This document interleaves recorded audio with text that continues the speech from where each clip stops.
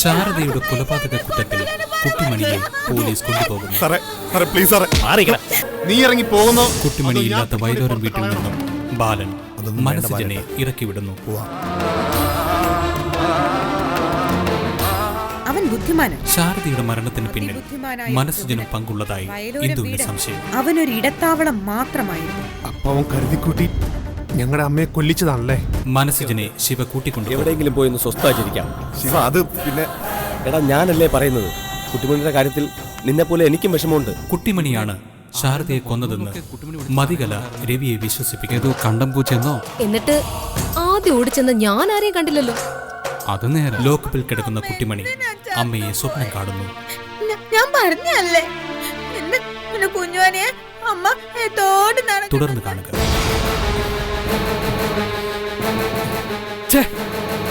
എല്ലാ പത്രത്തിലുണ്ട് വാർത്ത. അമ്മയുടെ മരണവും അറസ്റ്റും.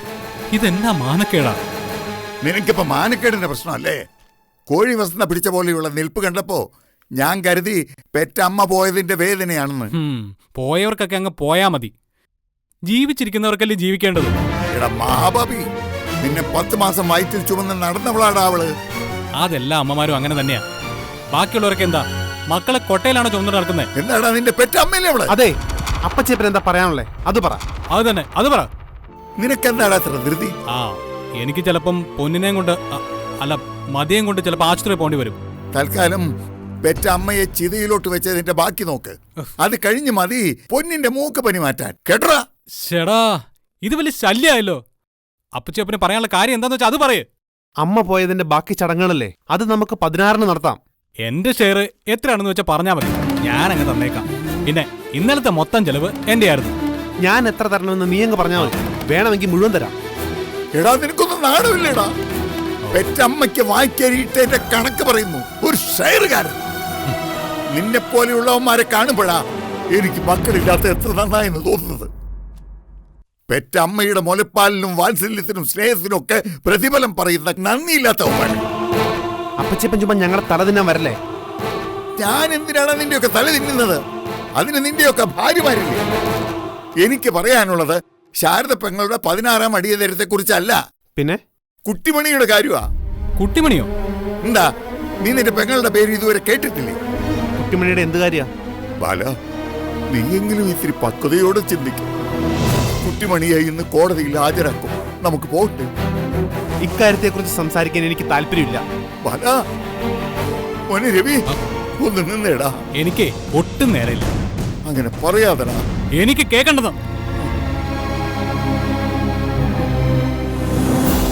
ഇന്ന് തന്നെ അവളെ കോടതിയിൽ ഹാജരാക്കത്തില്ല ഇന്ദുവെടുത്തി? ഉറപ്പായും. ആ പിശാചിന് ജാമ്യം കിട്ടുമെന്തോ. ജാമ്യം കിട്ടണമെങ്കിൽ വാദിക്കാൻ ആരെങ്കിലും വേണ്ടേ? അത് ആരെങ്കിലും വരത്തില്ലേ? കാശില്ലാത്തവർക്ക് കോടതി വക്കീലിനെ വെച്ചു കൊടുക്കത്തില്ലേ? അതൊക്കെ കേസിന്റെ വിചാരണ വേളയിലല്ലേ. ഇന്ന് റിമാൻഡ് ചെയ്ത് സബ് ജയിലിലേക്ക് വിടത്തേ ഉള്ളൂ. അപ്പൊ അങ്ങനെയാണ് കഥ. പെണ്ണിന് വേണ്ടി അവൻ വക്കീലിനെ കൊണ്ടുവരുമായിരിക്കും. അതോ ഇനി ആങ്ങളമാരെ കുത്തിയിളക്കി വിടാനാണോ എന്തോ?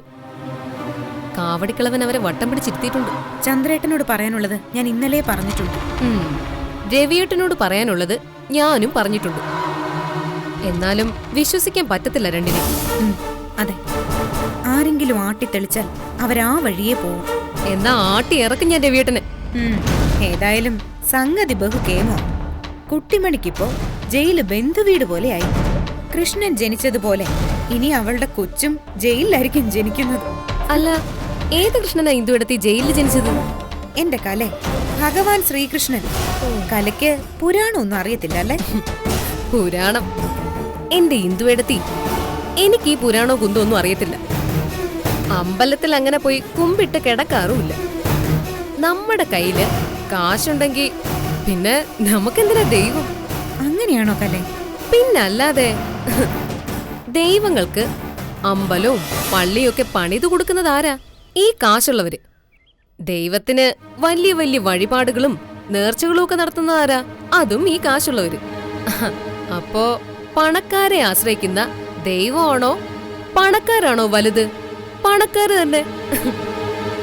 ദൈവം ശരിക്കും പാവങ്ങളുടെ നേതാവായി ഇന്ദുവെടുത്തി, പണക്കാരുടെ ഭൃത്യനും. എന്റെ അഭിപ്രായത്തിൽ നമ്മൾ അമ്പലത്തിലൊക്കെ ചെല്ലുമ്പോ നമ്മളല്ല കൈകൂപ്പേണ്ടത്.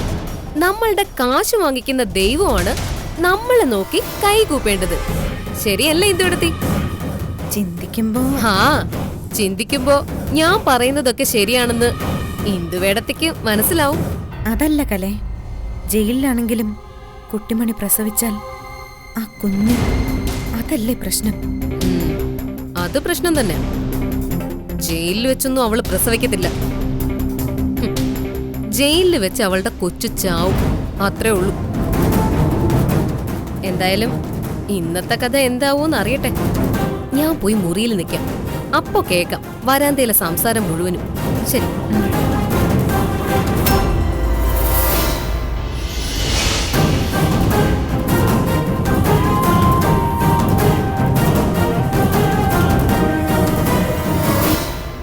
നിങ്ങൾ രണ്ടുപേരും ഇങ്ങനെ ഒഴിഞ്ഞൊഴിഞ്ഞു നിൽക്കരുത്. മറ്റുള്ളവരെ കൊണ്ട് പറഞ്ഞു ചിരിപ്പിക്കാൻ ഇടയാക്കരുത്. അപ്പച്ചേപ്പനോട് എത്ര പ്രാവശ്യം പറഞ്ഞു ഈ കാര്യത്തിൽ ഇനി ഒരു സംസാരമില്ലെന്ന്. ഞാനായിട്ട് ഇനി എന്തായാലും മുന്നോട്ട് പോകുന്ന കാര്യം എനിക്കൊന്നുകൂടി ആലോചിക്കണം.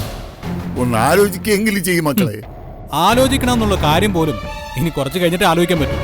பெரியப்பா എന്താ മോളെ? பெரியப்பா எனக்கு அண்ணங்க கிட்ட ஒரு விஷயம் பேசணும். ഇവരോടോ? ஆ ഞങ്ങളോടോ? ഞങ്ങളോടെന്താ സംസാരിക്കാനുള്ളത്? എന്താണ് കാര്യം പറയേ. പറയുന്ന കാര്യം തപ്പാനാ മன்னிக்கணும். അതൊന്നും കുഴപ്പമില്ല, അറിവുള്ളവർക്കല്ലേ ക്ഷമിക്കാൻ പറ്റൂ. കുട്ടിമണി എന്നെ തെറ്റ് ചെയ്തു പറഞ്ഞാലും കുട്ടിമണി ഇന്ത വീട്ടിലത്തെ കുട്ടിയാ, നിങ്ങളുടെ തങ്കച്ചി. കുട്ടിമണി ആരും ഇല്ലാതെ ആളെ പോലെ ജയിലിലേക്ക് പോവാന്ന് പറഞ്ഞോ. ഇയാൾക്കും ഇതായിരുന്നോ പറയാനുണ്ടായിരുന്നത്? അതിനിപ്പം ഞങ്ങൾ എന്ത് വേണമെന്നാ പറയുന്നത്? നീങ്ക പോയി ഇനിക്ക് വക്കീലെ പാക്കണം, കോർട്ടില് ഒരു വക്കീലെ ഏർപ്പാടാക്കണം, എന്നിട്ട് അവളെ ജാമ്യത്തിൽ ഇറക്കണം. അല്ല, അതിപ്പോ പെട്ടെന്ന് അങ്ങനെ തീരുമാനം എടുക്കാൻ പറ്റില്ല. നമുക്ക് നമ്മുടെ ഭാര്യമാരായിട്ടൊന്ന് ആലോചിക്കണം. എന്നെ ഭാര്യമാരട്ടെ കേട്ടിട്ടാണോ இந்த மாதிரி കാര്യങ്ങൾ തീരുമാനം എടുക്കുന്നത്? കുട്ടിമണി ഉങ്ക തങ്കച്ചിയല്ലവാ, அதுக்கு நீங்க யாரோடும் ചോദിക്കേണ്ട കാര്യമില്ല. നീങ്ക അങ്ങനെ സെഞ്ചാ ഒരു തപ്പും ഇല്ല. തെറ്റ് ശരിയൊന്നും നീ ഞങ്ങളെ പഠിപ്പിക്കണ്ട. ഇയാളെക്കാളും കൂടുതൽ ലോകം കണ്ടവരാ ഞങ്ങൾ. എത്തന ലോകം കണ്ടവരാണെങ്കിലും എത്തന അറിവുള്ളവരാണെങ്കിലും ചില സമയങ്ങളില് തെറ്റുപറ്റും. അതാ ഞാൻ പറഞ്ഞത്, ദയവ് സെഞ്ച് ദൈവത്തെ ഓർത്ത് കുട്ടിമണിയോട് ഭാഗത്തിലെ തെറ്റുകളെ മറന്നു വെച്ച് മറ്റാരോടും ഒരു അഭിപ്രായവും ചോദിക്കാതെ നീങ്ങളായിട്ട് ആലോചിച്ച് തീരുമാനം എടുക്കണം. இன்னைக்கு കുട്ടിമണിയെ കോടതിയിൽ ഹാജരാക്കുമ്പോ യാരും ഇല്ലാതെ ഒരാളെ പോലെ, ഒരു അനാഥയെ പോലെ കുട്ടിമണി നിൽക്കാൻ പാടില്ല. കുട്ടിമണിയെ ജാമ്യത്തിൽ എടുക്കണം. എന്നിട്ട് കുട്ടിമണിയോട് എല്ലാം ചോദിക്കണം, എന്നതാ സംഭവിച്ചതെന്ന്. അതിപ്പോ ചോദിക്കാൻ എന്തുവാ? ഞങ്ങളുടെ അമ്മയെ അവളാണ് ഞെക്കി കൊന്നതെന്ന് ഇവിടെ എല്ലാവർക്കും അറിയാവുന്ന കാര്യമല്ലേ? ഇല്ല, അത് നമ്മ കേട്ട കാര്യം, കേട്ട കഥ.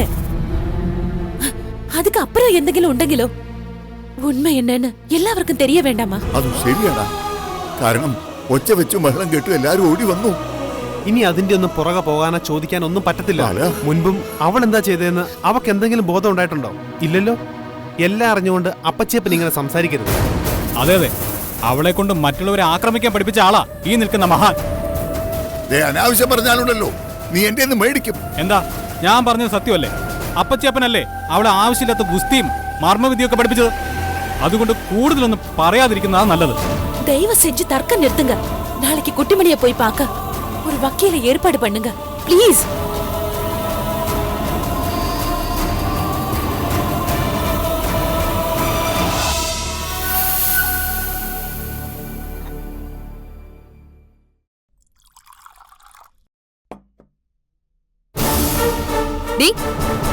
എന്തായിരുന്നു നിന്റെ കാണുകളുടെ ഇടയിൽ ഒരു ചർച്ച? அக்கா அது வந்து நாளைக்கு കുട്ടിമണിയെ ജാമ്യത്തിൽ ഇറക്ക യാരാവത് പോകുന്നുണ്ടോന്ന് കേക്ക. നിർത്തടി അടുക്കള പീസ്. എങ്ങാണ്ടൊക്കെ വലിഞ്ഞു കയറി വന്നവള്. നീ ആരാടി ഞങ്ങളുടെ ഭർത്താക്കന്മാരോട് പോയി സംസാരിക്കാൻ? അതെ, നീ അവിടെ പോയി നിന്ന് അവരെ ഉപദേശിക്കുന്നത് കണ്ടല്ലോ. അങ്ങനെ ചെയ്യണം, ഇങ്ങനെ ചെയ്യണോന്നൊക്കെ പറഞ്ഞു. அக்கா അങ്ങനെയൊന്നും சொல்லக்கூடாது. அவங்க അണ്ണങ്ക മാതിരി. അവരോട് ഞാൻ പരസ്യമായിട്ടല്ലേ സംസാരിച്ചത്, രഹസ്യമായിട്ടല്ലോ. ഇന്ന് നീ പരസ്യമായിട്ട് സംസാരിച്ചു, നാളെ നീ രഹസ്യം പറയാൻ വരും. അക്ക അപ്പടി പേസക്കൂടാതെ. ഞാൻ എന്റെ നാക്കുകൊണ്ട് എന്ത് പറയണമെന്ന് ഞാൻ തീരുമാനിക്കൂടി. നീ ആരാ ഞങ്ങളുടെ ഭർത്താക്കന്മാരോട് സംസാരിക്കാൻ? നീ ആദ്യം അതിന്റെ മറുപടി പറ. നിനക്ക് എന്താ അതിനുള്ള അവകാശമെന്ന്? കഴിഞ്ഞ കുറെ നാളുകളായി നിന്നോട് പറഞ്ഞുകൊണ്ടിരിക്കുന്നതല്ലേ ഇവിടുത്തെ ഒരു കാര്യങ്ങളിലും നീ ഇടപെടരുതെന്ന്. ഇനി നിന്നെ തൂക്കിയെടുത്ത് വെളി കളയണോ? நான் ഇവിടെ ഒരുപാട് കാലം നിൽക്കാനോ உங்களுக்கு സല്യമാവാനോ இந்த വീട്ടിലെ അവകാശം സ്ഥാപിക്കാനോ ഒന്നും വന്നതില്ല. ഞാൻ പറഞ്ഞ കാര്യത്തിൽ എന്നെ തെറ്റ്. നാളേക്ക് കുട്ടിമണിയെ ഹാജരാക്കുന്നപ്പോ ഇവിടുന്ന് ആരെങ്കിലും പോണം. അവൾക്ക് 2 ആങ്ങളമാരുള്ളതല്ലേ. ആരെങ്കിലും ഒരാൾ ചെന്നില്ലെങ്കിൽ നാട്ടുകാർ എന്നെ വിചാരിക്കും. ഇവിടെ ഉള്ളവരെ പറ്റി നാട്ടുകാര് വിചാരിക്കുന്നതിനെ കുറിച്ചൊന്നും നീ കൂടുതൽ വിചാരിക്കൊന്നും വേണ്ട. അവള് സംസാരിക്കാൻ പോയേക്കുന്നു. അണ്ണന്മാരാണ് പോലും. ദേ, മേലിൽ നീ രവിയേട്ടന്റെ മുമ്പിൽ എങ്ങാനും വരികയോ എന്തെങ്കിലും പറയുകയോ ചെയ്താലുണ്ടല്ലോ എന്റെ സ്വഭാവം മാറും. അതെ, എന്റെ ബാലേട്ടനോടും നീ സംസാരിക്കേണ്ട ഒരു കാര്യവുമില്ല. എന്താ എന്താ പ്രശ്നം? ദേ, നിങ്ങളോടൊരു കാര്യം പറഞ്ഞേക്കാം. നിങ്ങൾ ഈ വഴിയെ പോകുന്ന പട്ടിയെയും പൂച്ചയൊക്കെ വിളിച്ച് വീട്ടിൽ കൊണ്ടുവന്ന് നിർത്തും. എന്നിട്ട് ഇവിടുത്തെ സമാധാനം കെടുത്തിക്കോളും. നീ എന്താ വേണ്ട ഇങ്ങനെ സംസാരിക്കുന്നത്? നിന്നെ കുറച്ച് മാന്യമായിട്ട് മര്യാദയായിട്ട് സംസാരിച്ചൂടെ? നീ വലിയ പഠിത്തക്കാരിയാണെന്നാണല്ലോ നിന്റെ വീട്ടുകാർ പറഞ്ഞത്. അതെ, ഞാൻ പഠിച്ചതേ ഈ കോഴ്സിന്. നിങ്ങള് തമിഴ്നാട്ടിൽ നിന്ന് കൊണ്ടുവന്ന ഈ തമിഴ് കൂലി ഇവള് എന്റെ ഭർത്താവിന് ഉപദേശിക്കാൻ പോയേക്കുന്നു. ചന്ദ്രേട്ടനോട് സംസാരിക്കാൻ പോയിരിക്കുന്നു ഇവള്. എന്താ മോളെ, എന്താ കാര്യം? അമ്മ, അത് ഇവിടുത്തെ കുട്ടിമണിയെ കോടതിയിൽ നിരക്ക് ഇവിടുന്ന് അണ്ണന്മാർ ആരെങ്കിലും പോകുന്നുണ്ടോന്ന് ചോദിച്ചു. അത്രേ ഉള്ളോ? അതിനാണോ ഇവളുമാർ ഇവിടെ കിടന്ന് ഭദ്രകാളിത്തുള്ളൽ നടത്തുന്നത്?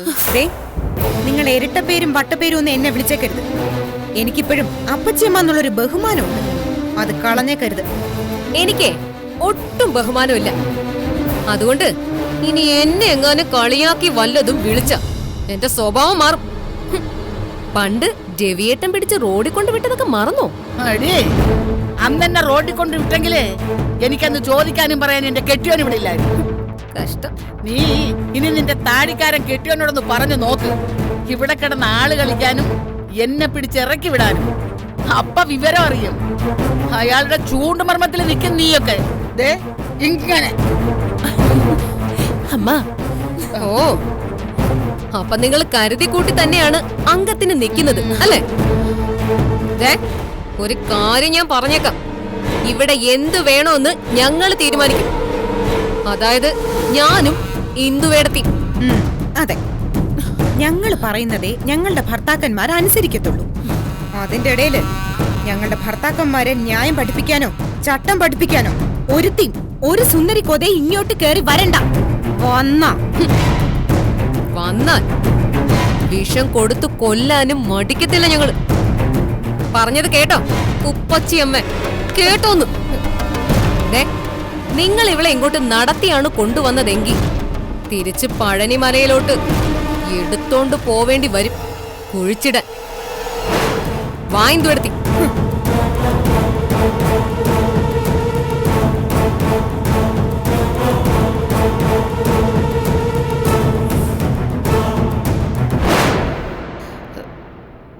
മോള് ആ തലതെറിച്ചോളുമാര് പറഞ്ഞ ഒന്നും കാര്യാക്കണ്ട.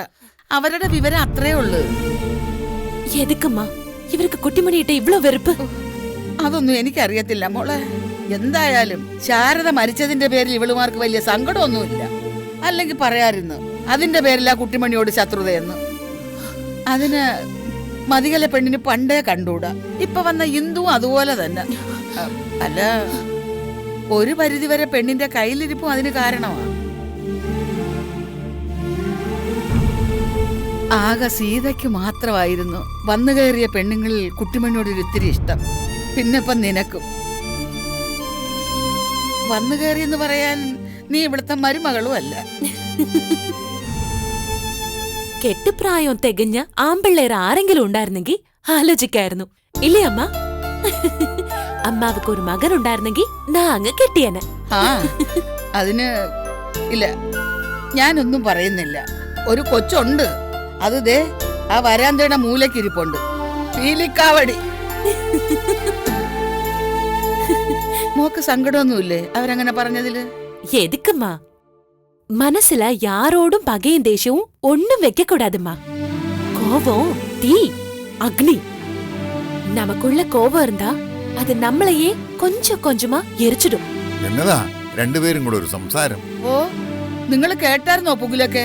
എന്ത് പുകില്? തൃശൂർ പൂരത്തിന്റെ ഇലത്താളം. അതെങ്ങനെ ഈ വീട്ടിൽ എന്ത് നടന്നാലും ഈ മനുഷ്യൻ അറിയത്തില്ല. നീ കാര്യം പറയടി. പിന്നെ നിന്റെ കൂട്ട് ആരെങ്കിലും ചുണ്ടനക്കുന്നിടത്ത് കാല് വെച്ച് കൊടുക്കുന്ന പരിപാടി എനിക്കില്ല. മനുഷ്യ ആവശ്യമില്ലാത്ത പറയരുത്, എന്റെ സ്വഭാവം മാറും. ഓ അയ്യോ പെരിയപ്പാ, അമ്മ സൈലൻസ് പ്ലീസ്. ആ എന്നതായിരുന്നു മോളെ കാര്യം? ഇവിടത്തെ ജന്തുപാലയും കൊലവറിയും കൂടെ ഈ കൊച്ചിനെ പിടിച്ച് തിന്നാൻ ചെന്നേക്കുന്നു. എന്നാത്തിന്? അവിടെ ഭർത്താക്കന്മാരെ ഉപദേശിക്കാൻ ചെന്നെന്ന്. ആ അവന്മാർക്ക് അല്ലെങ്കിലും ആരുടെങ്കിലും ഉപദേശത്തിന്റെ ആവശ്യമുണ്ട്. നല്ല തല്ലിന്റെ ആവശ്യമാ ഉള്ളത്. പത്തല് വെട്ടി നെറുകം തലയ്ക്ക് കൊടുക്കണം, എങ്കിലേ ബുദ്ധി വരത്തുള്ളൂ. എടി, ആണിന്റെ ഭാര്യയല്ലേ എടുത്ത് ആ പെണ്ണിനെ സൃഷ്ടിച്ചിരിക്കുന്നത്. പക്ഷേ പകരം അവന് നല്ല എല്ലുറപ്പ് കൊടുത്തു, കൈക്കും കാലിനും. നല്ല 4 എണ്ണം കൊടുത്ത് അവളുമാരെ നിലയ്ക്ക് നിർത്താൻ പഠിപ്പിക്കണം. ഭയങ്കര നാക്കല്ലയോ രണ്ടിന്റെയും. നാക്കിന്റെ കാര്യത്തിൽ നീ എന്താ മോശ? എന്നതാ എന്റെ നാക്കിന് കുഴപ്പം? കുഴപ്പത്തിന്റെ തെളിവാണല്ലോ അതാ ആ ഇരിക്കുന്ന കാവടി. പെരിയപ്പാ മോളെ, അവരോട് വഴക്കിനൊന്നും പോരുത് കേട്ടോ. ആ മതികല എന്ന് പറയുന്നവളെ യമലോക വിത്ത. സൂക്ഷിച്ചും കണ്ടു നിന്നോണം. എന്തു ചെയ്യാനും മടിക്കത്തില്ല. അതാ ഞാൻ വഴക്കിനൊന്നും പോകുന്നില്ല പെരിയപ്പാ. പെരിയപ്പാ, നാളേക്ക് കുട്ടിമണിയോട് കാര്യോ? എനിക്കൊന്നും അറിയത്തില്ല മോളെ. പെരിയപ്പാ വിഷമിക്കണ്ട, എല്ലാം ശരിയാകും. அந்த பழனி ஆண்டவன் தோண.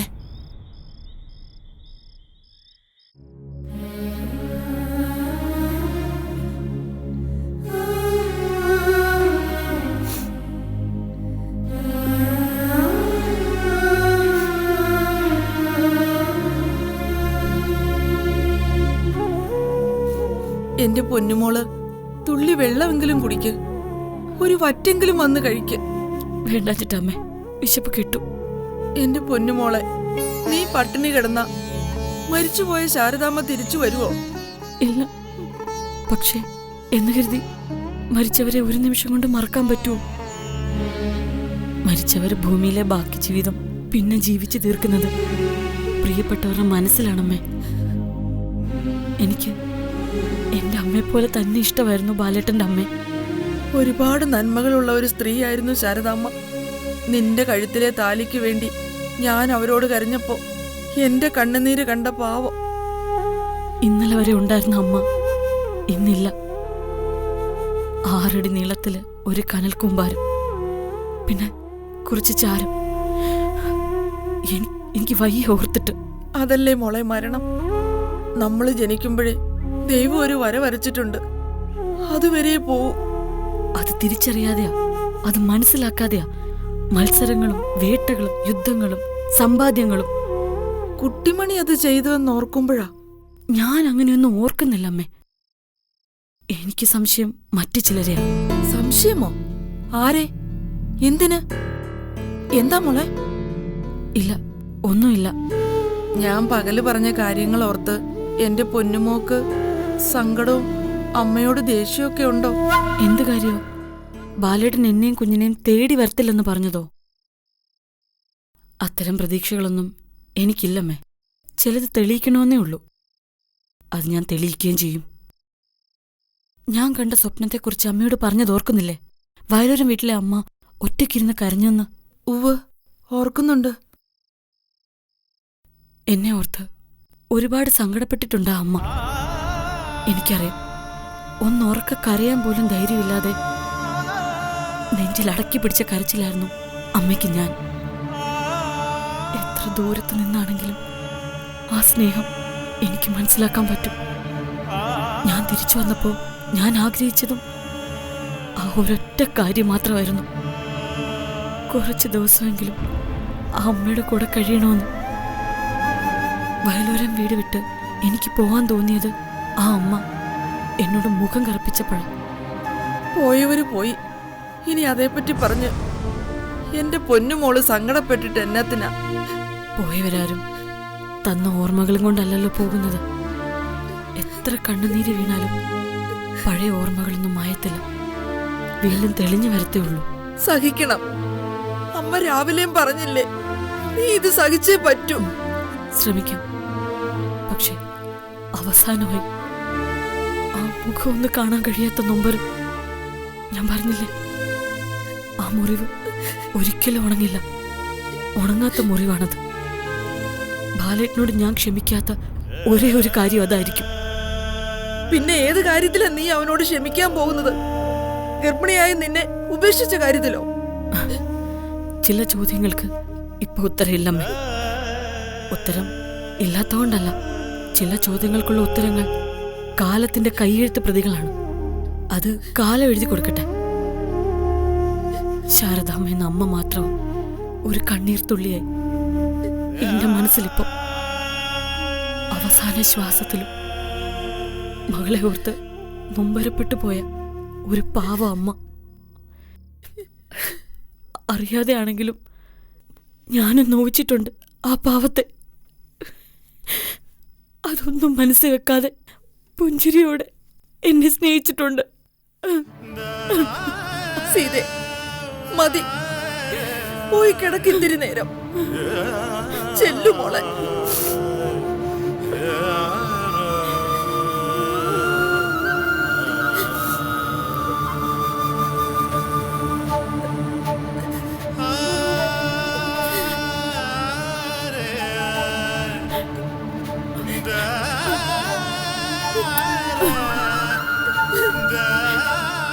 എന്നെ ഓർത്ത് ഒരുപാട് സങ്കടപ്പെടല്ലേ അമ്മ?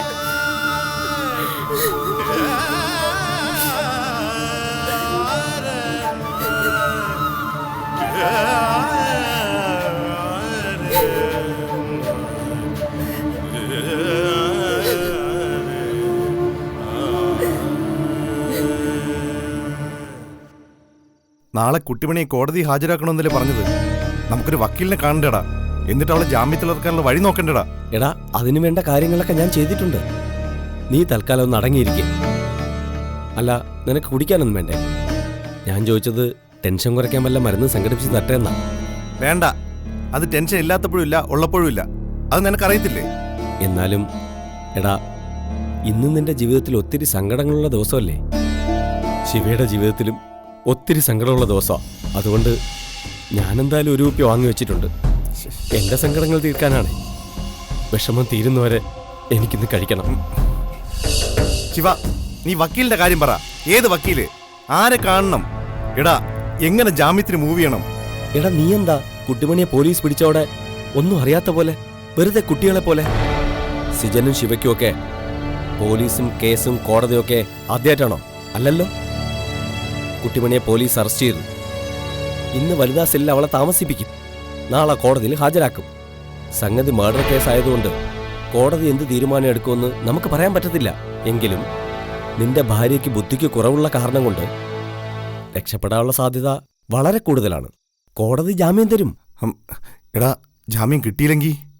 ജാമ്യം കിട്ടിയില്ലെങ്കിൽ അത് കുട്ടിമണിയുടെ ആരോഗ്യസ്ഥിതി മോശമാണെന്ന് വക്കീലിനെ കൊണ്ട് നമുക്ക് പറയിപ്പിക്കാം. ഒന്നുകിൽ ഹോസ്പിറ്റലിലോട്ട് മാറ്റും, അല്ലെങ്കിൽ അല്ലെങ്കിൽ അല്ലെങ്കിൽ എടാ, ഈ അവസ്ഥയിൽ കുട്ടിമണി ജയിലിലേക്ക് വിടാനോ? ശിവ, എനിക്കതൊന്നും ചിന്തിക്കാൻ പോലും പറ്റത്തില്ല. നീ അതൊന്നും ചിന്തിക്കണ്ട.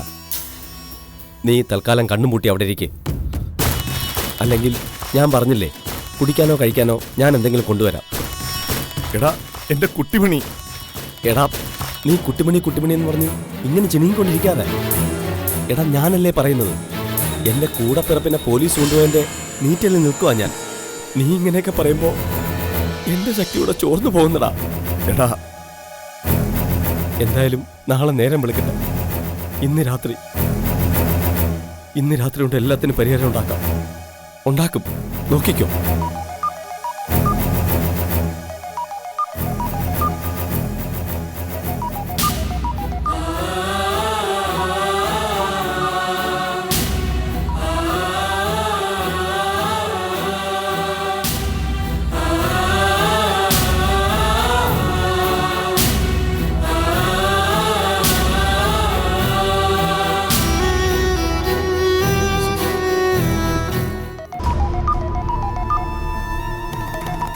ഹലോ മാഡം, ഇപ്പൊ ഞാൻ ഓർത്തതേ ഉള്ളൂ, 100 ആയുസാ.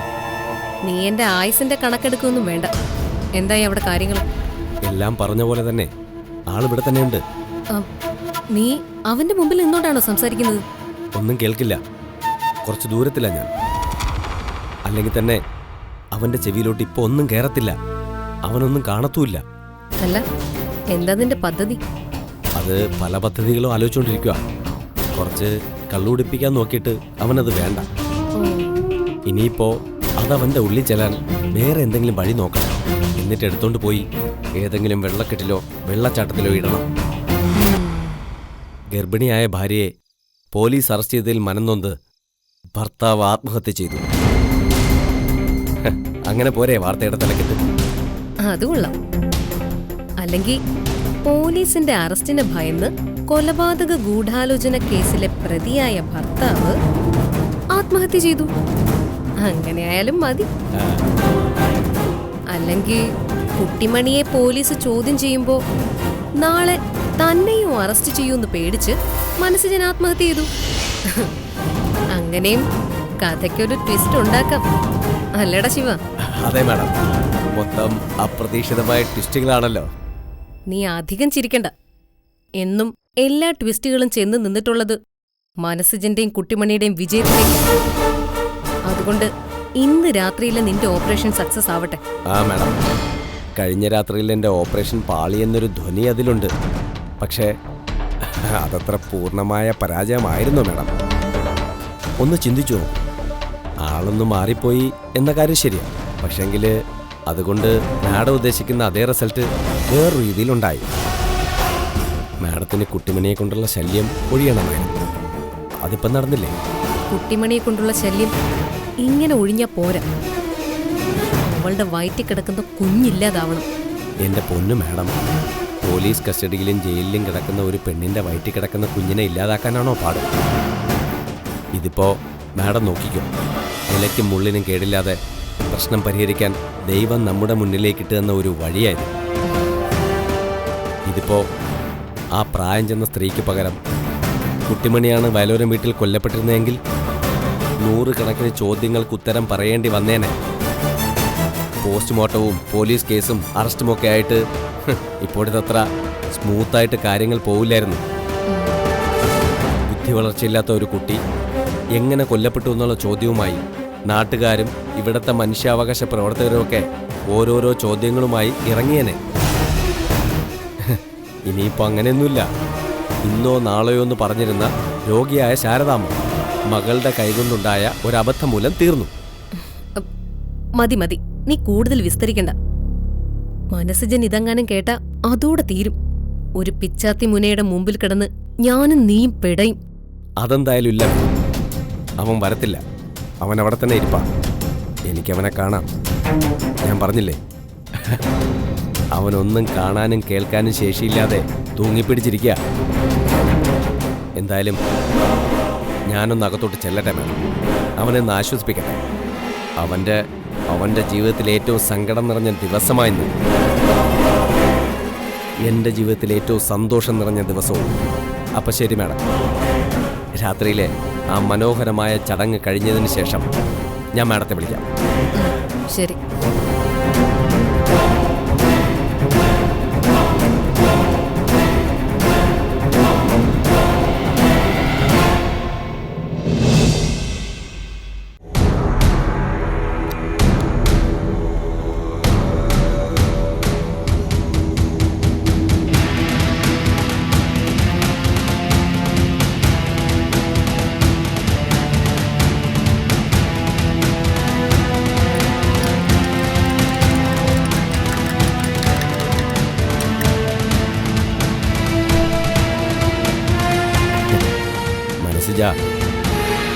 ഇത് 2 കവള് കുടിച്ചാൽ മതി മോനെ, നിന്റെ എല്ലാ സങ്കടങ്ങളും മാറും.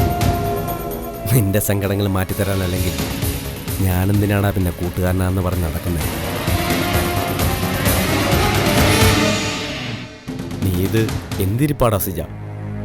നീ ഇന്ന് പച്ചവെള്ളം കുടിച്ചിട്ടില്ലെന്ന് എനിക്കറിയാം. എനിക്കൊന്നും വേണ്ടടാ. എൻ്റെ മനസ്സ് നിനക്ക് കൃത്യമായിട്ട് അറിയത്തില്ലേ? എടാ, എങ്ങനെ തൊണ്ടേന്നിറങ്ങും? കുട്ടിമണിയെ ഓർത്ത് ഞാൻ ആകെപ്പാടെ. എടാ, കുട്ടിമണിയെ പോലീസുകാർ പട്ടിണിക്കിട്ട് കൊല്ലത്തൊന്നുമില്ല. ഒരു ദിവസത്തെ കാര്യമല്ലേ ഉള്ളൂ. കുട്ടിമണിക്കുള്ള ആഹാരമൊക്കെ പോലീസുകാർ കൃത്യമായിട്ട് കൊടുത്തോളും. പ്രതികളോട് മാനുഷിക പരിഗണന കാണിക്കണമെന്നാണ് പ്രത്യേകം നിർദ്ദേശിച്ചിരിക്കുന്നത്. പ്രത്യേക നിർദ്ദേശം. നിനക്ക് അങ്ങനെയൊക്കെ പറയാം. നഷ്ടപ്പെട്ടത് എനിക്കല്ലടാ. സിജ, നീ എന്താടാ ഇങ്ങനെ? എന്നെ ഒരു അന്യനെ പോലെ കണ്ടിട്ട്? നിന്റെ നഷ്ടങ്ങള് എൻ്റെ നഷ്ടങ്ങളല്ലടാ. സുഖവും ദുഃഖവും ഒരുപോലെ പങ്കിട്ട് ജീവിച്ചവരല്ലടാ നമ്മൾ. പിന്നെന്താ? എടാ, ഒക്കെ ശരിയാണ്. നീ എന്നോട് ഈ കാണിക്കുന്ന സ്നേഹവും ആത്മാർത്ഥതയും ഒക്കെ എനിക്ക് മനസ്സിലാവുന്നുണ്ട്. അതെന്താടാ നീ അങ്ങനെ പറഞ്ഞത്? എനിക്ക് നിന്നോട് സ്നേഹവും ആത്മാർത്ഥതയൊന്നുമില്ലേ? ഓ, എന്റെ പൊന്ന് ശിവ, ഉണ്ട്. ഞാൻ ഇങ്ങനെ വിഷമിച്ചിരിക്കുന്നത് കണ്ടിട്ടാണ് നീ ഇതൊക്കെ പറയുന്നതെന്നും എനിക്കറിയാം. പക്ഷേ നീ ഒരു കാര്യം മനസ്സിലാക്ക്. കുട്ടിമണി അവിടെ പോലീസ് സ്റ്റേഷനിൽ പേടിച്ച് വിറച്ച് വിശന്ന് തളർന്നിരിക്കുമ്പോ എനിക്കിവിടെ ഉണ്ടുറങ്ങി കിടക്കാൻ പറ്റത്തില്ല. ശരി, സമ്മതിച്ചു. നീ ഉണ്ണണ്ട, ഉറങ്ങണ്ട, ഒന്നും വേണ്ട. ദാ ഈ വെള്ളമെങ്കിലും ഒന്ന് കുടിക്ക്. ഇത് ഞാൻ നേരത്തെ മേടിച്ചു വെച്ചിരുന്ന ജ്യൂസാ, കുടിക്ക്. ശിവ, എനിക്ക് വേണ്ടടാ. എടാ, കുട്ടിമണിയോട് നിനക്ക് എത്രത്തോളം സ്നേഹമുണ്ടെന്ന് എനിക്കറിയാം. പക്ഷേ നിനക്ക് എന്നോട് അല്പമെങ്കിലും സ്നേഹമുണ്ടെങ്കിൽ നീ ഇത് കുടിക്കണം. എന്നിട്ട് അല്പനേരം മയങ്ങടാ. അല്പനേരം മയങ്ങ്. അപ്പോഴത്തേക്ക് എല്ലാം ഓക്കെ ആവും. ശിവ, ഒന്ന് കണ്ണടച്ചുറങ്ങി എണീക്കുമ്പോൾ തലയ്ക്കകത്തൊരു തെളിച്ചം വരും. അന്നേരം നമുക്ക് ആലോചിക്കാം നാളെ കുട്ടിമണിയെ കോടതിയിൽ ഹാജരാക്കുമ്പോൾ എന്ത് ചെയ്യണമെന്ന്. രാവിലെ വക്കീലിനെ കണ്ട് എങ്ങനെ മൂവ് ചെയ്യണം. ഇതിൻ്റെ പിന്നിൽ നീ പറഞ്ഞ പോലെ വല്ല ചതിയും നടന്നിട്ടുണ്ട് എങ്കിലത് ആര്? എടാ, ഇങ്ങനെ ഒരുപാട് ചോദ്യങ്ങൾക്ക് ഉത്തരം കണ്ടെത്തണമെങ്കിൽ തലക്കൽപ്പം വെളിവ് വേണം. അതുകൊണ്ട് നീ ഇത് കുടിച്ചിട്ട് കിടന്നൊന്ന് മയങ്ങി. ഉറക്കത്തെക്കാൾ വലിയ മരുന്നൊന്നും ലോകത്തില്ല. ദാ കുടിക്ക്. ശിവ, എടാ കുടിക്ക്. ഇല്ലെങ്കിൽ ഞാനങ്ങ് ഇറങ്ങി പോവേ. ഇപ്പോൾ ഭാര്യ അടുത്തില്ലാതുള്ളൂ. ഇനി കൂട്ടുകാരൻ കൂടെ ഇല്ലാതാവും. പറഞ്ഞേ കേട്ടോ? നിന്നെ കൊണ്ട് ഞാൻ തോറ്റടാ. ഇങ്ങടുത്തെ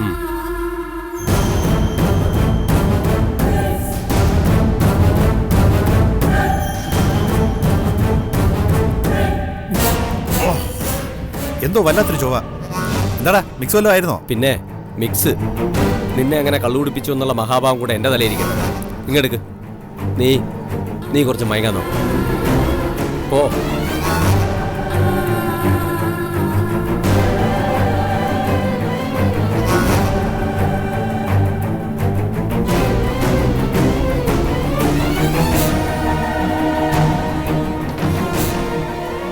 എന്തായടാ? എന്തെങ്കിലും വർക്കൗട്ട് ആയോ? വർക്കൗട്ട് ആയിക്കൊണ്ടേയിരിക്കുന്നു. എന്നുവെച്ചാ നല്ല വീര്യം കൂടിയ മരുന്ന് ജ്യൂസി കലക്കി കൊടുത്തിട്ടുണ്ട്. അതിന് പകരം വിഷം കൊടുത്ത് ഇവിടെ വെച്ച് തീർക്കാൻ അറിയാഞ്ഞിട്ടല്ല. പക്ഷേ മനസ്സ് ഞാൻ എൻ്റെ വണ്ടി കയറി വരുന്നത് കണ്ടവരുണ്ട്. അവൻ എൻ്റെ വീട്ടിൽ ചത്തു കിടന്ന ചോദ്യങ്ങളുടെ പെരുമഴ തന്നെ ശിവയുടെ തലയ്ക്ക് മീതെ പെയ്യും. അത് വേണ്ട. ഇവിടുന്ന് പോയവൻ ഒരു വെള്ളച്ചാട്ടത്തിൽ ചാടിച്ചത്തു. അത് മതി കഥ. ഇവിടെ അടുത്ത് ഒടിയൻകൊല്ലി എന്ന് പറയുന്നൊരു സ്ഥലമുണ്ട്. നല്ല വെള്ളച്ചാട്ടമാണ്.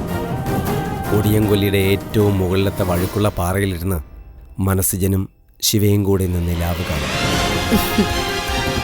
അങ്ങനെ നിലാവ് കണ്ടുകൊണ്ടിരിക്കുന്ന മനസ്സുജനെ ഞാനങ്ങ് നിലാവിന് കൊടുക്കും. നേരെ മേലെ ആകാശത്തിലേക്ക്. ഇതൊക്കെ നടന്നാ മതിയായിരുന്നു. നടക്കും. നടത്തിയിട്ട് ഞാൻ വിളിക്കാം. ഓക്കെ? ശരി.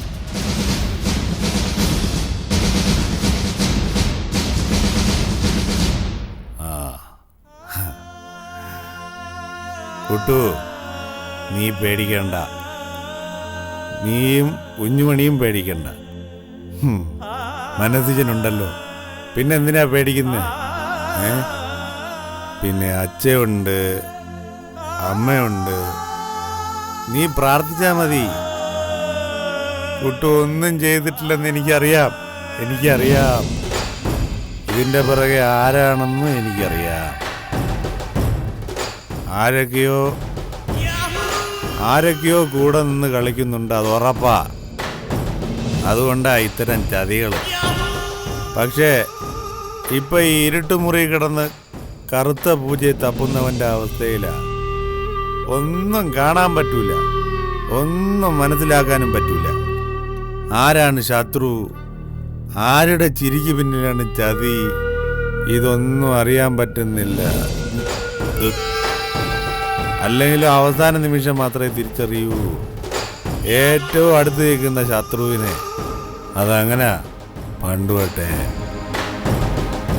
അകന്നു നിൽക്കുന്നവൻ ആയുധം എടുക്കുന്നത് കാണാനും കണ്ട് തടുക്കുന്നതിനും ഒക്കെ സമയമുണ്ട്. പക്ഷെ അടുത്ത് നിൽക്കുന്നവൻ കുത്തിക്കഴിഞ്ഞാൽ പള്ള കീറി പുറത്തു വന്നാലേ അറിയൂ. അന്നേരമേ അവൻ്റെ കണ്ണുകളുടെ ശത്രുത നമ്മൾ തിരിച്ചറിയും.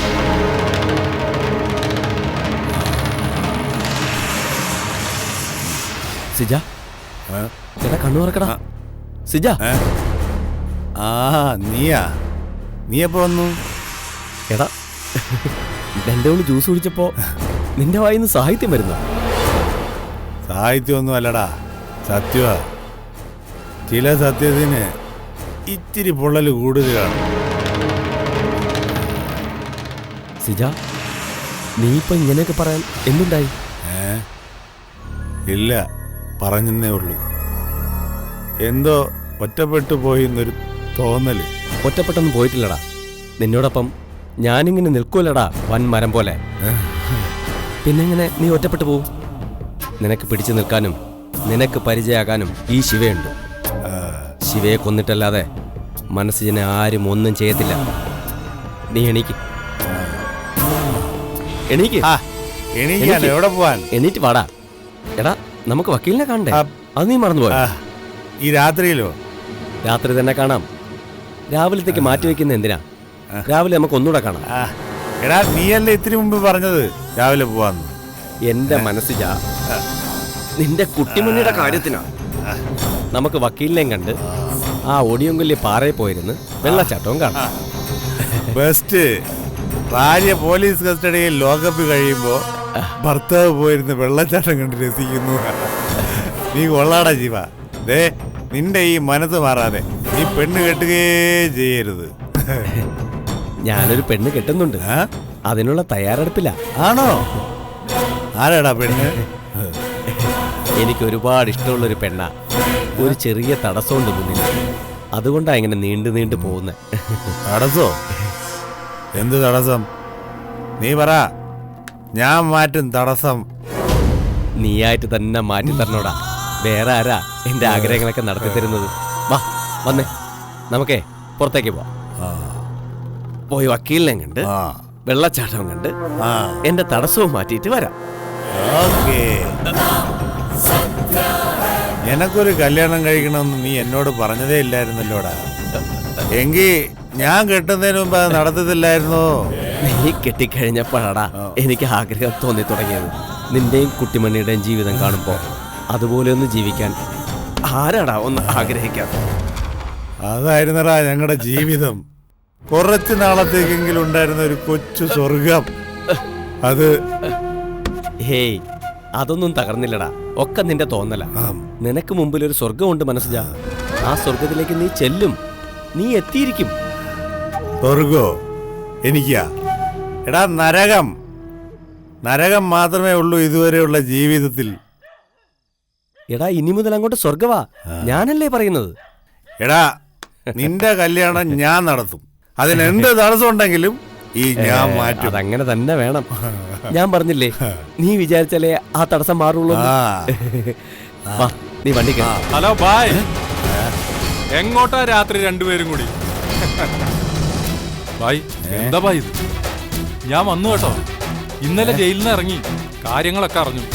പിന്നെ നേരെ തപ്പി പിടിച്ചിങ്ങോട്ട് പോകുന്നു. എന്തോന്നാ ബായ് ഇത്? സീൻ ആൽക്കഹോളാണോ? ആകെപ്പാടൊരു വശപ്പശക്ക്? അതൊന്നുമില്ല മനസ്സിനെ. നല്ല ഉറക്കക്ഷീണം. ശാരീരികമായി ആകെ തളർന്നിരിക്കുക. അതല്ല, നല്ല പനിയുണ്ടായിരുന്നു. അതിനൊരു ടാബ്ലറ്റ് കഴിച്ചു. അതിന്റെ ചെറിയൊരു സെഡേഷൻ, അത്രേ ഉള്ളൂ. പക്ഷെ സീൻ കണ്ടിട്ട് ഇത്തിരി ഡാർക്കാണ് കേട്ടോ. സഡേഷൻ ഇത്തിരി കൂടിയ സഡേഷനായി പോയി. ഈ സഡേഷൻ എന്ന് ശിവംബായി ഉദ്ദേശിച്ചത് മയക്കല്ലേ? അതെ, മരുന്നിന്റെ മയക്കം. മരുന്നിന്റെ മയക്കം. അപ്പൊ ഈ മയക്കുള്ള ആളെയും കൊണ്ട് ശിവംബായി എങ്ങോട്ടായിരുന്നു? അത് പിന്നെ മനസ്സിജൻ ഇവൻ പറഞ്ഞു കുട്ടിമണിയെ നാളെ ജാമ്യത്തിൽ ഇറക്കാൻ വേണ്ടി വക്കീലിനെ കാണാൻ. പിന്നെ പോകുന്നതിനിടയിൽ ഒടിയും കൊല്ലി വെള്ളച്ചാട്ടവും കാണണമെന്ന്. വെള്ളച്ചാട്ടം കാണാനോ? അതും ഈ മുതു പാതിരാക്കിയോ? അതും നേരെ നിൽക്കാത്ത കണ്ണുകളാണ് ഈ മനസ്സിന്. ബായി തീന് ഭയങ്കര കോൺട്രയാണ് കേട്ടോ. ഇന്നിനി രാത്രിയിൽ ഒരു വെള്ളച്ചാട്ടവും വേണ്ട, ഒരു തവളച്ചാട്ടവും വേണ്ട. നമുക്ക് അകത്ത് പോയി എന്തെങ്കിലുമൊക്കെ സംസാരിച്ച് നാളത്തെ സീൻ അങ്ങോട്ട് വെടുപ്പാക്കാം. അല്ല, ഞങ്ങള് ഒരു വഴിക്ക് പോകാൻ ഇറങ്ങിയതല്ലേ, ഞങ്ങൾ പോയി വക്കീലിനെ കണ്ടിട്ട്. ബായി, ലോക്കപ്പിൽ കിടക്കുന്ന ഒരു പെണ്ണിന്റെ ഭർത്താവ് ഇങ്ങനെ നേരെ നിൽക്കാൻ വയ്യാത്ത അവസ്ഥയിൽ ചെന്നാലേ ഒരു കീലും ഒന്നും സംസാരിക്കില്ല. സീന് ഭയങ്കര ബോറായി പോവും. നാളെ ആ വക്കീല് തന്നെ പറയും മനസ്സിജനെ കൂടി പ്രതിയാക്കാൻ. അങ്ങനെയുള്ള സാഹസത്തിനൊന്നും പോണ്ട, നമുക്ക് നേരെ അകത്തോട്ട് പോകും. അല്ല, ഞങ്ങള് തീരുമാനിച്ച കാര്യമൊന്നും നടത്തിയിട്ട്. മനസ്സിജൻ അങ്ങനെ പാതി ബോധത്തിലിരിക്കുമ്പോ ഒരു കാര്യം തീരുമാനിക്കേണ്ടതായി. സീൻ ഓവറായി പോവും. ഇനി എങ്ങാനും ഫൈറ്റ് സീനായി പോയാലോ ബായ്? ശിവൻ ബായ്, ഞാൻ ഉറങ്ങിയിട്ട് കുറെ ദിവസമായി. ഇതുപോലെ ഉറങ്ങാൻ പറ്റണ മരുന്നോ ഗുളിക എന്തെങ്കിലും ഉണ്ടെങ്കിൽ എനിക്കും കൂടി ഇത്തിരി തരണേ. സുഖമായിട്ടൊന്ന് ഉറങ്ങാനോ ബായ്. സീൻ അങ്ങോട്ട് ജോറാവട്ടെ അല്ലേ ബായ്? ബായ് ബായ് വാ, വന്ന് കിടന്ന് ഉറങ്ങ്. നേരം വെളുക്കുമ്പോ സീന് നല്ല ഉഷാറാവും.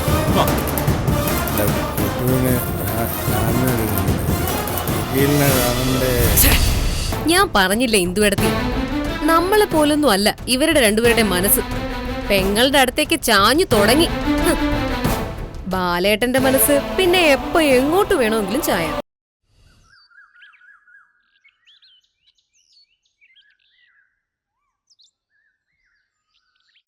ആ ഓക്കെ. ഹാ, പ്രതീക്ഷിച്ചതുപോലെ തന്നെ സംഭവിച്ചു കേട്ടോ. എന്താ? ജാമ്യം കിട്ടിയില്ല. കുട്ടിമണിയെ റിമാൻഡ് ചെയ്തു. അതെയോ? ഞാൻ ഇത് ഊഹിച്ചിരുന്നതാ. അല്ല, ഈ റിമാൻഡ് ചെയ്തു വെച്ചാ? ഓ, ഇനി അതും കൂടെ വിശദീകരിച്ച് തരണമായിരിക്കും. മനുഷ്യ റിമാൻഡ് ചെയ്തു എന്ന് വെച്ചാ സബ് ജയിലിലേക്ക് കൊണ്ടുപോയി. മനസ്സിലായോ? ഓ, ഇനിയിപ്പോ ഉടനെയൊന്നും ജാമ്യം കിട്ടത്തില്ലേ എന്തു? അങ്ങനെയില്ല, മേൽക്കോടതിയിൽ ഒന്നുകൂടി ജാമ്യാപേക്ഷ സമർപ്പിക്കാം. അല്ലെങ്കിൽ റിമാൻഡ് കാലാവധി തീരുമ്പോ കോടതിയിൽ ഹാജരാക്കുമല്ലോ, അപ്പൊ ഒന്നുകൂടി ബെയിൽ ആപ്ലിക്കേഷൻ കൊടുക്കാം. അല്ല, ആങ്ങളമാരാരെങ്കിലും പുറത്തേക്ക് ഇറങ്ങുന്നുണ്ടോ ജാമ്യത്തിൽ ഇറക്കാനായിട്ട്? അതൊന്നും അറിഞ്ഞാ കൊള്ളാമായിരുന്നു. ഞാനെന്തായാലും പോകത്തില്ല. ഞാൻ പോകരുതെന്നല്ലേ പൊന്നെന്നോട് പറഞ്ഞിരിക്കുന്നത്. നിങ്ങൾ തന്നെയല്ലേ മനുഷ്യ എന്നോട് പറഞ്ഞത് അമ്മയെ കൊന്നവളെ ജാമ്യത്തിൽ ഇറക്കാൻ ഞാൻ പോകുന്നില്ല എന്ന്? എന്നിട്ടിപ്പോ ഞാൻ പറഞ്ഞു. അതെ അതെ അതെ അതെ, മതിയല്ല, ഞാൻ തന്നെ തീരുമാനിച്ചത്. എന്തായാലും ഞാൻ പോകുന്നില്ല. ആദ്യം നമ്മുടെ അച്ഛനെ, ഇപ്പൊ അമ്മയും കൊന്നു. അങ്ങനെ അച്ഛനെയും അമ്മയും കൊന്നവളെ ജാമ്യത്തിലെടുത്ത് ഇവിടെ കൊണ്ടുവന്ന് വല്യേട്ടാ കുഞ്ഞേട്ടാന്ന് വിളിപ്പിച്ച് ചോറും വാരി കൊടുത്ത് വളർത്തിയിട്ട് ഒരു കാര്യവുമില്ല. സബ് ജയിലിലേക്കായിരിക്കില്ല കലെ കുട്ടിമണിയെ കൊണ്ടുപോയത്. സർക്കാരിന്റെ തന്നെ അണ്ടറിലുള്ള ഏതെങ്കിലും ഒരു മെന്റൽ അസൈലത്തിലേക്കായിരിക്കും. ഓ, ചന്ദ്രേട്ടന്റെ അഭിപ്രായം എന്താ ചന്ദ്രേട്ട? ഇക്കാര്യത്തിൽ എനിക്കുള്ള അഭിപ്രായമെല്ലാം ഞാൻ നേരത്തെ പറഞ്ഞിട്ടുണ്ടല്ലോ. അവളുടെ ഭർത്താവില്ലേ, അവനെന്താ ചെയ്യുന്നതെന്ന് നോക്കട്ടെ. അപ്പോ മനസ്സിജൻ കുട്ടിമണിക്ക് ജാമ്യത്തിനായി പോയില്ലെങ്കിൽ ചന്ദ്രേട്ടൻ പോവെന്നാണോ? എന്നല്ല, വയലോരം വീട്ടിലെ പെൺകുട്ടി ആരും നോക്കാനില്ലാതെ ജയിലിൽ കിടന്നു നാട്ടുകാര്. ഓ, ഒരു നാട്ടുകാര്. ഞാൻ പറഞ്ഞില്ലേ ഇന്ദുവേടത്തി, നമ്മളെ പോലൊന്നും അല്ല ഇവരുടെ രണ്ടുപേരുടെ മനസ്സ്. പെങ്ങളുടെ അടുത്തേക്ക് ചാഞ്ഞു തുടങ്ങി. ബാലേട്ടന്റെ മനസ്സ് പിന്നെ എപ്പോ എങ്ങോട്ട് വേണമെങ്കിലും ചായ. അതുകൊണ്ട് ഇന്ദുവേടത്തി ഒന്ന് സൂക്ഷിച്ചു. കലമോളെ, അങ്ങനെ പറയാതെ. മനസ്സിജൻ കുട്ടിമണിയെ നോക്കിയില്ലെങ്കിൽ എന്നേ ഞാൻ പറഞ്ഞുള്ളൂ. മനസ്സിജൻ കുട്ടിമണിയെ നോക്കിയില്ലെങ്കിൽ എന്ത് വേണോന്നൊക്കെ നമ്മൾ സംസാരിച്ചു കഴിഞ്ഞതല്ലേ ചന്ദ്രേട്ട? എന്നാലും ഒരെന്നാലുമില്ല. നമ്മള് മൈൻഡ് ചെയ്യുക പോലും ചെയ്യരുത്. കൊണ്ടുപോയി ജയിലിലോ ഭ്രാന്താശുപത്രിയിലോ എവിടെയെങ്കിലും കൊണ്ടുപോയി ഇടട്ടെ. ചിലപ്പോ ഷോക്ക് അടുപ്പിക്കുമ്പോ അവളുടെ തലക്ക് എങ്ങനെ വെളിവ് കിട്ടിയാലോ? ആ, അതൊരു നല്ല ഐഡിയ. അങ്ങനെയാണെങ്കിൽ ഭ്രാന്താശുപത്രിയിലേക്ക് തന്നെ കൊണ്ടുപോകുന്നതാ നല്ലത്. ഒന്നുമില്ലെങ്കിലും അവളുടെ അസുഖം ഒന്ന് മാറുമല്ലോ. എന്താണ് മനസ്സിജൻ സാറിന്റെ ഇക്കാര്യത്തിലുള്ള നിലപാടെന്നും എന്താണ് അദ്ദേഹത്തിന്റെ മൂവ്മെന്റ് എന്നും ഒന്ന് അന്വേഷിച്ചറിയണം. അതെന്തിനാ കലെ നമ്മൾ അതൊക്കെ തിരക്കാൻ പോകുന്നത്? പുകഞ്ഞ കൊള്ളി പുറത്ത് എന്നങ്ങ് വെച്ചാ പോലെ. ഇവിടെ അങ്ങനെ ആരും പുകഞ്ഞ കൊള്ളി പുറത്തുനിന്നൊന്നും വെക്കത്തില്ല ഇന്ദുവേടത്തി. അത് നമ്മള് പെണ്ണുങ്ങളുടെ വെറും മണ്ടൻ ധാരണകളാ. അതെന്താ കലെ അങ്ങനെ പറഞ്ഞത്? ഇവര് കുട്ടിമണിയുടെ പുറകെ പോകുന്ന ഓർത്തിട്ടാണ്? സ്വന്തം അമ്മയെ കൊന്ന ഒരാളോട് ക്ഷമിക്കാൻ പറ്റുമോ ഇവർക്ക്?